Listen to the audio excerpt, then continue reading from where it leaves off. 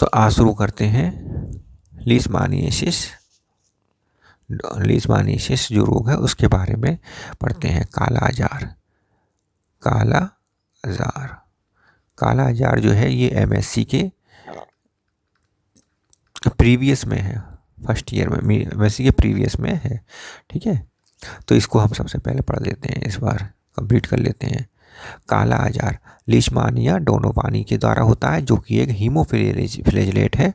लीशमानिया donovani जो कि एक हीमोफ्लैजेलेट है, इसके कारण काला आजार नामक रोग होता है, जो आपके कोर्स में एमएससी प्रीवियस में है, हमें पढ़ना है। इसका क्लासिफिकेशन पढ़ते हैं लीशमानिया डोनोवानी का। लीशमानिया डोनोवानी का क्लासिफिकेशन में देखिए, फाइलम जो होता है वो यूग्लिग्नोजोआ के अंतर्गत रखा गया है। इसका फाइलम क्लास जो है इसकी काइनेटोप्लास्ट है। फैमिली ट्रेपिनोमेसोटोडी है। जीनस लीशमानिया है और स्पीसीज डोनोवानी है। ठीक है, ये जो नाम है इसका लीशमानिया डोनोवानी, ये दो साइंटिस्ट के आधार पर रखा गया है। एक लीशमा, ठीक है, उसके बारे में बताएंगे। फिलहाल हम पढ़ते हैं पैथोजेनेसिस। पैथोजेनेसिस जो है रोग उत्पन्न, कौन कौन से रोग इसमें होते हैं, उत्पन्न होते हैं। एक तो है काला आजार, जिसमें बॉडी में काले काले स्पॉट, ब्लैक स्पॉट बन जाते हैं, पूरे शरीर पर या फिर चेहरे पर बन जाते हैं, जिस कारण इसको हम काला आजार कहते हैं। इसके अतिरिक्त दूसरा रोग है विसरल लीशमानियासिस, जो कि लीवर स्प्लीन में में इन्फेक्शन के कारण होता है। इस हैबिटाट जो है इसका रेटिकुलो एंडोथीलियल सिस्टम है में पाया जाता है। रेटिकुलो एंडोथीलियल सिस्टम में पाया जाता है। इसके अतिरिक्त lymph node, skin, bone marrow और इंटेस्टाइनल म्यूकोसा में पाया जाता है। लीवर और स्प्लीन में ये मेजरली पाया जाता है। इसके अतिरिक्त अगला आता है टाइप ऑफ लीशमानिया। लीशमानिया का जो टाइप है ये दो प्रकार के होते हैं। एक तो होता है फ्लैजिला वाला प्रोमेस्टिगोट लेप्टोमोनाट, जिसमें फ्लैजिला पाया जाता है, पियर शेप्ड होता है। दूसरा जो है वो है एमेस्टिगोट या लीशमानियल स्टेज, जिसमें फ्लैजिला नहीं पाया जाता है और ओवल शेप्ड होता है। तो पहले हम पढ़ते हैं प्रोमेस्टिगोट लेप्टोमोनाट स्टेज को हम कंप्लीट कर लेते हैं। इसमें क्या है, ये फ्लैजिलर स्टेज है। ये कैसी स्टेज है, ये फ्लैजिलर स्टेज है और इसमें मोटाइल होता है, मोटाइल होती है क्योंकि ये इसमें सिंगल फ्लैजिलम पाया जाता है और इसकी लेंथ 15 से 28 म्यूएम होती है। ये सैंड फ्लाई के अंदर पाया जाता है। इसकी बॉडी स्पीयर शेप्ड बॉडी होती है। इसकी बॉडी पियर का जो आकार है वो पियर शेप्ड होता है। आप सामने चित्र में देख रहे हैं, ये पियर शेप्ड बॉडी है और इसकी जो लेंथ है 2 से 8 से 15 माइक्रोमीटर होती है, म्यूएम होती है। विथ इसकी जो है चौड़ाई 1.5 से 3.5 म्यूएम होती है। न्यूक्लियस सेंटर में पाया जाता है। देखिए, न्यूक्लियस सेंटर पाया जा रहा है। इसके नीचे काइनेटोप्लास्ट है। काइनेटोप्लास्ट एक्सोनिम के समीप होता है, पास होता है। ठीक है, तो इस प्रकार इसका डायग्राम बन जाता है। पियर शेप्ड बॉडी होता है, न्यूक्लियस होता है, काइनेटोप्लास्ट होता है, बेसल बॉडी होता है और बेसल बॉडी से लगा हुआ एक्सोनिम होता है, जो फ्लैजिलम तक जाता है और फ्लैजिलम, एक ही फ्लैजिलम इसके अंदर पाया जाता है। अगला देखते हैं, दूसरा फॉर्म है एमेस्टिगोट फॉर्म या लीशमानियल फॉर्म। ये ओवल होता है, राउंड हो सकता है, शेप्ड का होता है। इसका साइज 3 से 5 म्यूएम होता है। साइज कितना होता है, 3 से 5 म्यूएम होता है। मनुष्य में ये पाया जाता है। मनुष्य के अंदर मैक्रोफाजेस में, न्यूट्रोफिल्स में, एंडोथीलियल सेल्स ऑफ स्प्लीन में, लीवर में और बोन में ये पाया जाता है। ठीक है, लीवर में और बोन में, ये स्प्लीन में पाया जाता है। न्यूक्लियस जो इसका होता है 1 म्यूएम का होता है, सेंटर में लोकेटेड होता है, ओवल शेप्ड होता है। काइनेटोप्लास्ट जो होता है, काइनेटोप्लास्ट में डीएनए, माइटोकॉन्ड्रियल डीएनए पाया जाता है। काइनेटोप्लास्ट में इंपॉर्टेंट बात है, माइटोकॉन्ड्रियल डीएनए पाया जाता है, ये इंपॉर्टेंट है। और काइनेटोप्लास्ट ब्लिफेलोप्लास्ट और पैराबेसल बॉडी से मिलकर बना होता है। तो काइनेटोप्लास्ट किससे मिलकर बना होता है, ब्लिफेलोप्लास्ट और पैराबेसल बॉडी से मिलकर बना होता है। और काइनेटोप्लास्ट में माइटोकॉन्ड्रियल डीएनए पाया जाता है। एक्सोनिम जो है एंटीरियर टिप, जो है एंटीरियर टिप सेल की एंटीरियर टिप तक जाता है। एक्सोनिम और बेसल बॉडी, डायग्राम में देखिए, एक्सोनिम और बेसल बॉडी के मध्य वैक्यूल पाया जाता है। इस कारण क्या है कि बेसल बॉडी डायरेक्ट एक्सोनियम से कनेक्टेड नहीं होती है इसमें।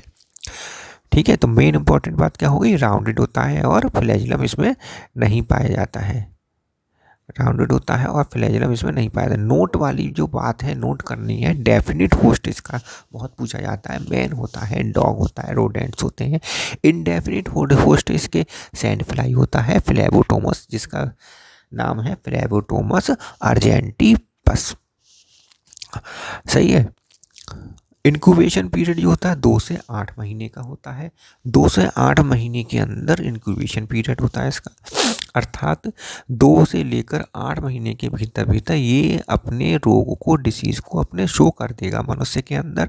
अगर ऐसा नहीं कर पाता है तो इसका ऑकेशनल पीरियड होता है 1 से 2 साल। क्या होता है, 1 से लेकर 2 साल, 2 साल तक भी ये अगर आपके भीतर है तो इस अगर ये आपके भीतर है लीशमानिया डोनोवानी, तो ये 2 साल के भीतर भीतर भी आपको पुनः इन्फेक्ट कर सकता है, आपको इन्फेक्शन पैदा कर सकता है, डिसीज़ पैदा कर सकता है।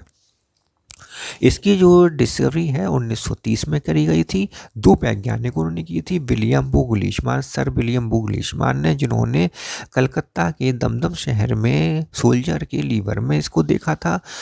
सर डोनोवान ने मद्रास में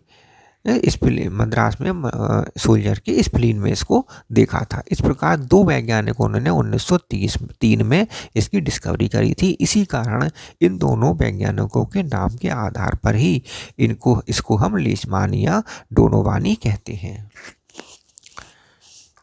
अगला आता है इसकी लाइफ साइकिल, जो कि बहुत ज़्यादा इम्पोर्टेंट है। इसकी लाइफ साइकिल अब हम पढ़ लेते हैं कि मनुष्य में किस प्रकार जाता है सैंड फ्लाई से के बाइट करने से किस प्रकार जाता है और क्या क्या इसमें पथ हैं। तो देखिए कि जब कोई इन्फेक्टेड सैंड फ्लाई बाइट करती है मनुष्य को, तब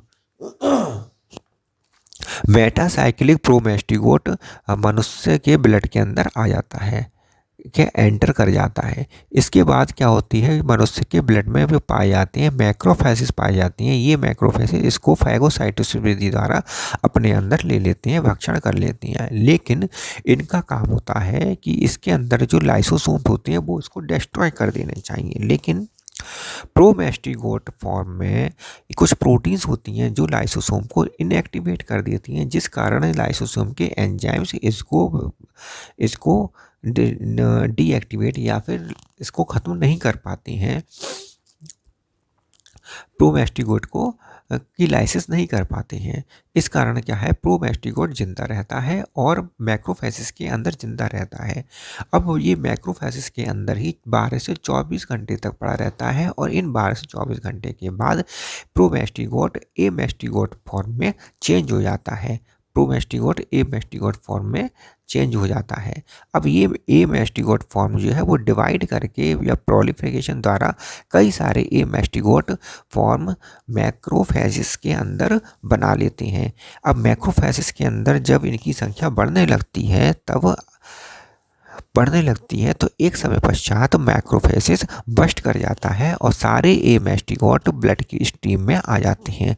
ब्लड स्ट्रीम में आ जाने के बाद यहाँ देखिए, आ जाने के बाद तो नंबर 1 पहली बात तो ये कि ये नए मैक्रोफेसिस को इन्फेक्ट कर देता है कि ये जो मैस्टिगोट निकले हैं ये मैस्टिगोट ब्लड स्ट्रीम में हैं और नए न्यू मैक्रोफेसिस को इन्फेक्ट कर देते हैं।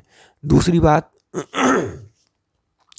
बात ये है कि ये एमेस्टिगोट फॉर्म जो हैं ये इन्फेक्ट कर देते हैं, लीवर को इन्फेक्ट कर देते हैं और स्प्लीन को इन्फेक्ट कर देते हैं। लीवर को इन्फेक्ट करने के बाद, इन्फेक्शन पैदा करने के बाद लीवर में सूजन आ जाती है जिसे हेपेटोमेगैली कहते हैं। ऐसे ही अगर ये स्प्लीन को इन्फेक्ट कर देते हैं तब हम इसको, स्प्लीन में सूजन आ जाती है और इसको हम स्प्लेनोमेगैली कहते हैं। यदि किसी मनुष्य के लीवर और स्प्लीन दोनों को इन्फेक्शन हो चुका है और दोनों में सूजन आ गई है तब हम इसे हेपेटोस्प्लेनोमेगैली कंडीशन कहते हैं। अब यदि मान लीजिए कोई सैंड फ्लाई मनुष्य को काट लेती है, इस प्रकार के इन्फेक्टेड मनुष्य को काट लेती है। तब क्या होता है कि इसके बाइट करने से सैंड फ्लाई के गट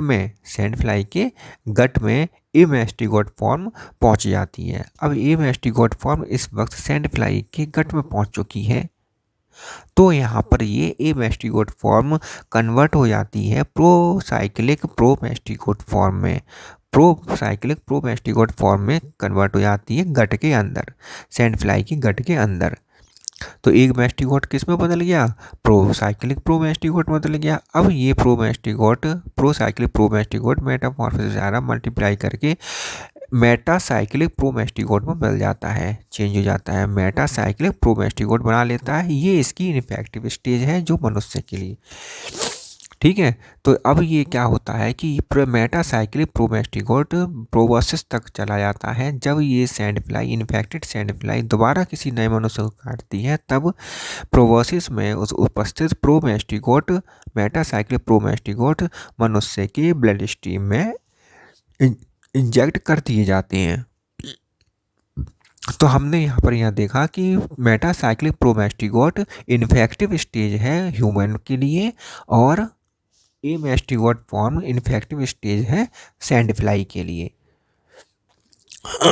तो यहाँ हम लिख सकते हैं कि ह्यूमन में इन्फेक्टिव स्टेज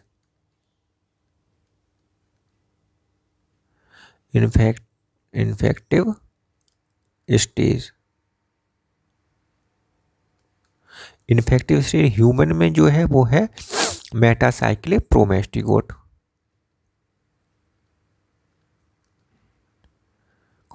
और सैंड फ्लाई में जो इन्फेक्टिव स्टेज है वो ए मैस्टिगोट है, ठीक है। ए मैस्टिगोट है सैंड फ्लाई में, और प्रोमैस्टिगोट इन्फेक्टिव स्टेज है ह्यूमन की, ठीक है। इस प्रकार हमने क्या देखा कि आज हमने काला आजार कंप्लीट कर लिया, जिसका इन्फेक्शन किससे फैलता है, लीशमानिया डोनोवानी हीमोफ्लैचेलेट्स के कारण ये काला आजार डिसीज़ होती है। नेक्स्ट वीडियो में हम डायरिया लेकर आएंगे, और इस डायरिया के कंप्लीट की लाइफ साइकिल और उसके बारे में कंप्लीट अध्ययन करेंगे, ठीक है। तो आज की क्लास ख़त्म होती है। अपने साथियों के साथ वीडियो अच्छी लगी हो तो अपने साथी के साथ शेयर करें, लाइक करें मेरे वीडियो को।